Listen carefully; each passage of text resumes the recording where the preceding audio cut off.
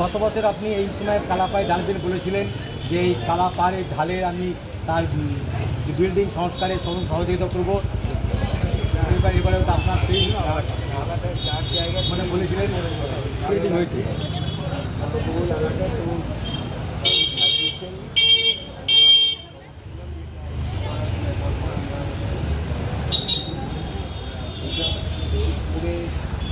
এইসব পবিত্র স্থানে কিছু করে বলা বোঝায় অপরাধ পাপ।